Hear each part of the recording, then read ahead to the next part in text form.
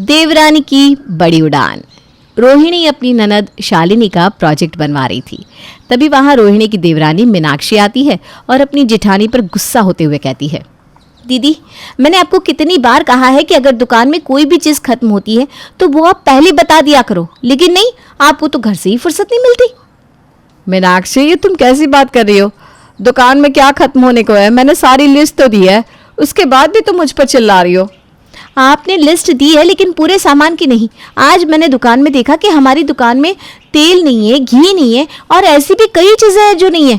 अब आपने इन सब का लेखा जोखा संभाला हुआ है तो आपका ये हक नहीं बनता कि सारी चीज का ध्यान आप रखें। देखो मीनाक्षी, चिल्लाने की कोई जरूरत नहीं है, चिल्लाना मुझे भी आता है।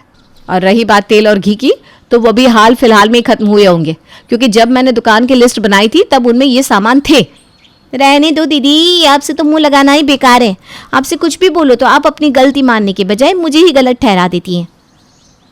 बस भाभी बस, आप दोनों इतना क्यों लड़ रही हैं? अरे क्या हो गया, अगर सामान खत्म हो गया तो सामान दोबारा आ जाएगा ना। ननद जी, ये कहने की बात है। अरे बार बार सामान लेने जाना कोई मामूली बात नहीं होती। एक बार खुद सामान लेने जाओगी तब पता चलेगा तुम्हें। बस मीनाक्षी, बहुत बोल लिया तुमने। मैं कुछ बोल नहीं रही, इसका मतलब ये नहीं कि तुम कुछ भी बोलती रहोगी। और वैसे भी सामान लेने तुम नहीं, देवर जी जाते हैं, इसलिए अपना मुंह ना ही चलाओ तो ज्यादा बेटर है।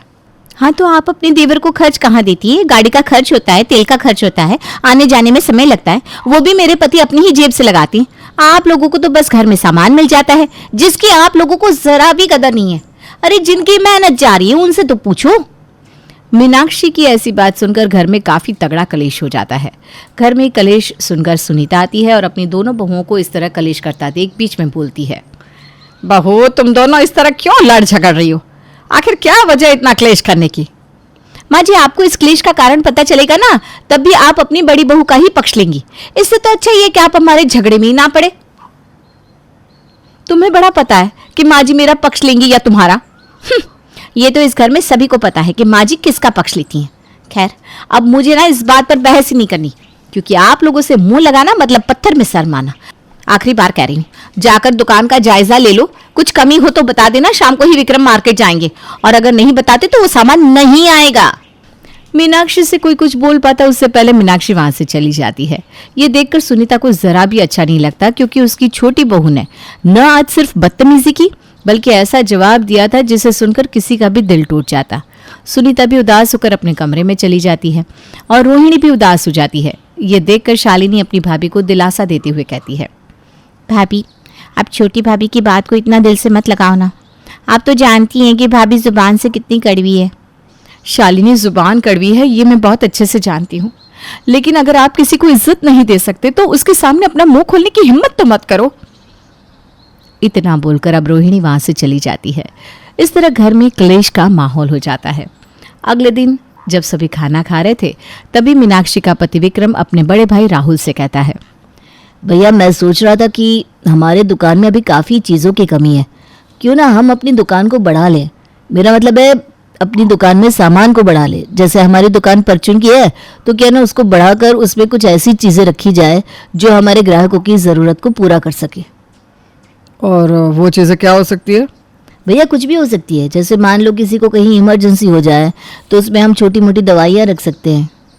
देवर जी, आप ये कहना चाह रहे हैं कि आप हमारे परचून की दुकान में छोटी सी मेडिकल शॉप भी खोलना चाहते हैं? हाँ भाभी, ऐसे ही समझ लो। तुम्हें पता भी है हमारे पास मेडिकल का लाइसेंस नहीं है, हम चाह कर भी ऐसी कोई दवाई नहीं रख सकते।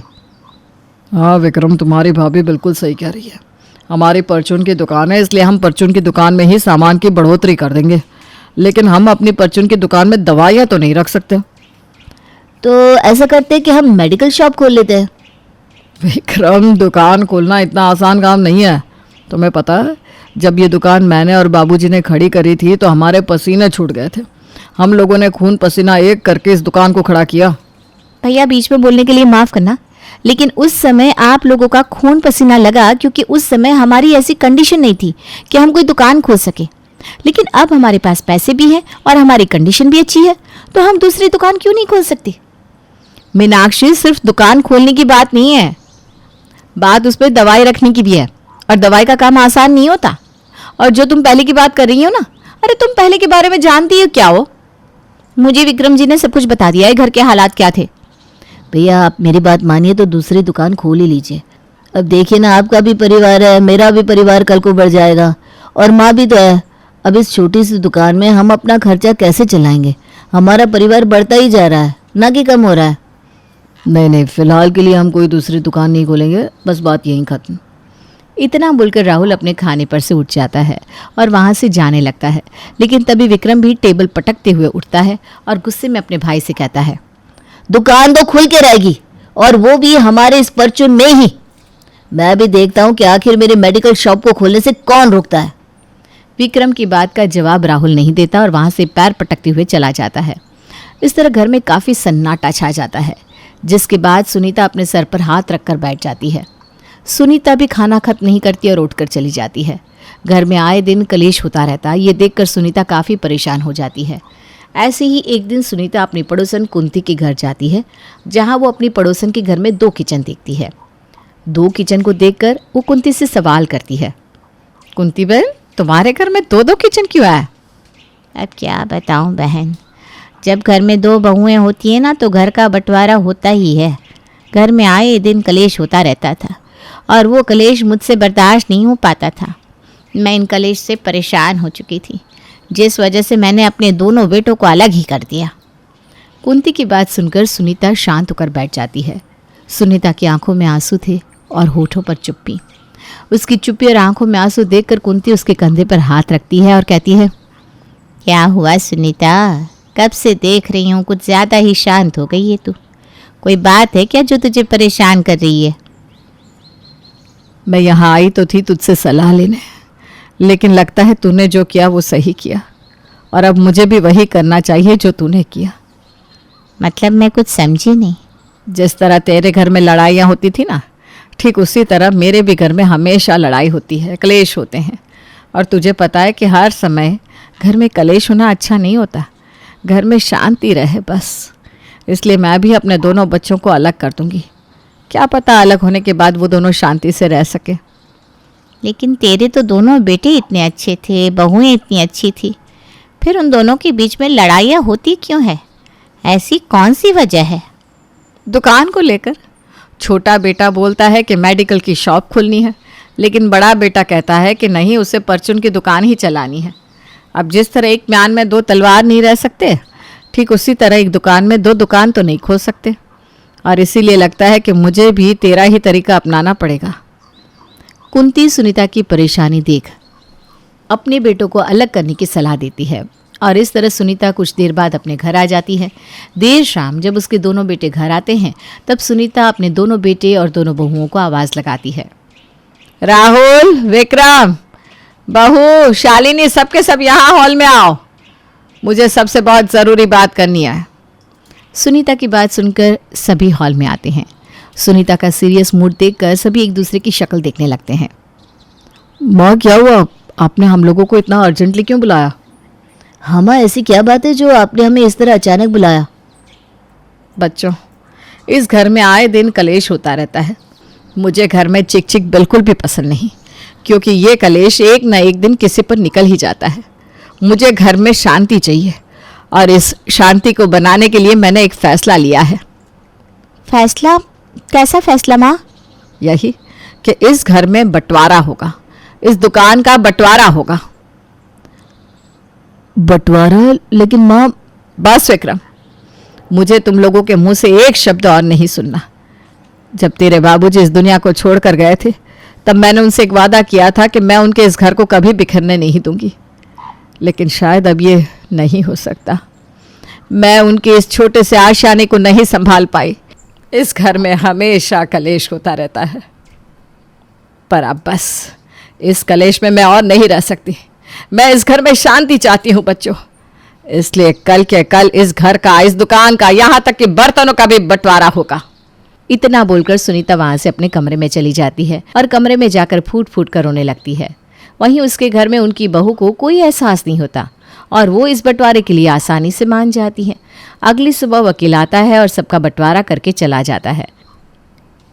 राहुल अपने बाबूजी का मान रखते हुए परचून की दुकान चलाता है। वहीं विक्रम परचून की दुकान बंद कर अपनी मेडिकल की शॉप खोल लेता है। समय गुजरता है और गुजरते समय के साथ राहुल की बिक्री और बढ़ती जाती है, लेकिन विक्रम की कमाई दिन प्रतिदिन कम होती है। ऐसे ही एक दिन राहुल अपने घर में डिजिटल टीवी लेकर आता है और इसी खुशी में रोहिणी सभी को मिठाई देती है, लेकिन उसकी ये खुशी मीनाक्षी से ज़रा भी बर्दाश्त नहीं होती। देर शाम जब विक्रम अपने घर आता है तो मीनाक्षी अपने पति से कहती है, वैसे विक्रम जी एक बात बताओ, हमारी दुकान कैसी चल रही है? मतलब ये कि देखो ना, अब तो हम अलग भी हो गए, हमारी दुकान भी अच्छी चल रही है, तो क्यों ना हम एक डिजिटल टीवी ले ले। अरे तुमसे किसने कहा कि हमारी दुकान अच्छी चल रही है? मेडिकल शॉप में एक मक्खी नहीं आती, पूरा दिन मैं अपनी दुकान में खाली बैठता हूँ, कमाई 1 रुपया नहीं, और तुम कह रही हो कि हमें भी एक डिजिटल टीवी लेना चाहिए। लेकिन मैं तो जब भी दुकान पे आती हूँ तब देखती हूँ आपकी दुकान पर लोगों की भीड़ है। मीनाक्षी, वो गिने चुने लोग आते हैं, उससे हमारा सिर्फ घर चल रहा है। अब तो मुझे भी लगता है कि भैया बिल्कुल सही कह रहे थे, ये मेडिकल शॉप नहीं चलने वाली। आप तो बस अपने भैया के पीछे ही रहो। अरे आज उनकी चतुराई से आप पीछे रह गए और वो खुद आगे निकल गए। विक्रम मीनाक्षी की बातों का जवाब देना ज़रूरी नहीं समझता, क्योंकि वो कलेश नहीं चाहता था, इसलिए वो चुपचाप सो जाता है। ऐसे ही समय गुजरता है और गुजरते समय के साथ रोहिणी के घर में काफ़ी बरकत होती है और उसके घर में आए दिन महंगी से महंगी चीज़ें आनी शुरू हो जाती है। लेकिन ये देखकर मीनाक्षी को ज़रा भी खुशी नहीं होती और वो आए दिन अपने पति से कलेश करती। हद तो तब होती है जब राहुल ने गाड़ी खरीद ली।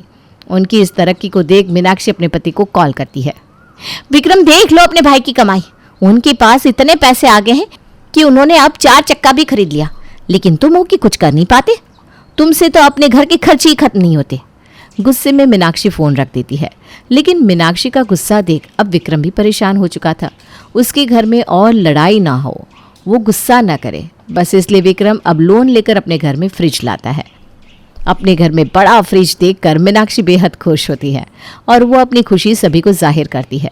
ऐसे ही समय बीतता है और बीतते समय के साथ मीनाक्षी जो विक्रम से मांगती, विक्रम लोन लेकर उसकी इच्छाओं को पूरी करता। ऐसे ही समय बीतता है और बीतते समय के साथ विक्रम अब कर्जे में डूब जाता है और काम न चलने की वजह से वो अपने लोन को समय पर भर भी नहीं पाता।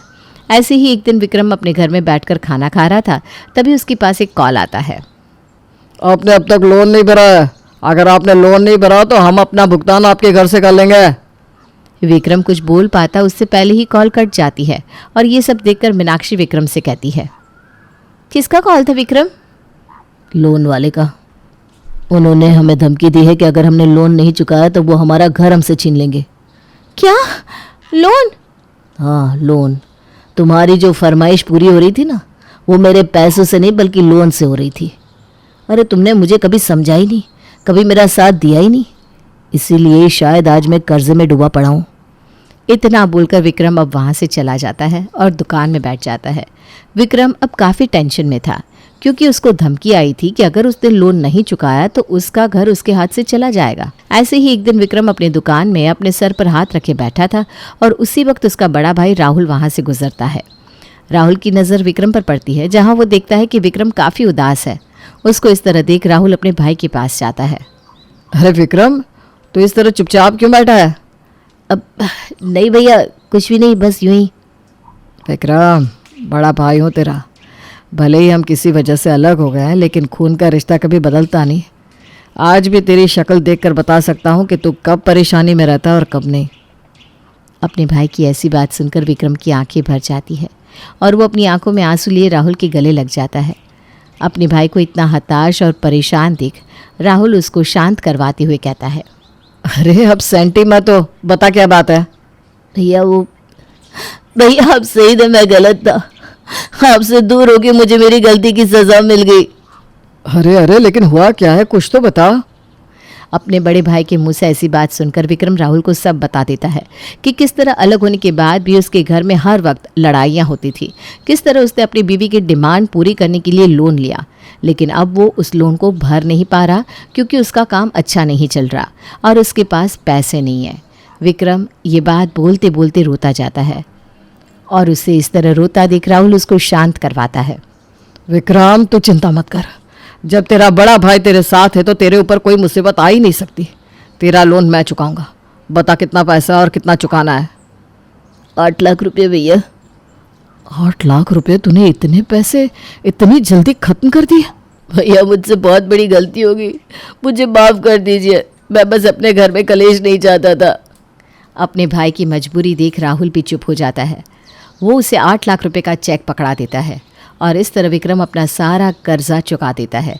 लेकिन इस बात से अनजान मीनाक्षी अब भी जेठ और जेठानी को हर समय ताने देती और उन्हें पड़ोसी की तरह ट्रीट करती। लेकिन सच क्या है, ये तो बस राहुल और विक्रम को ही पता था।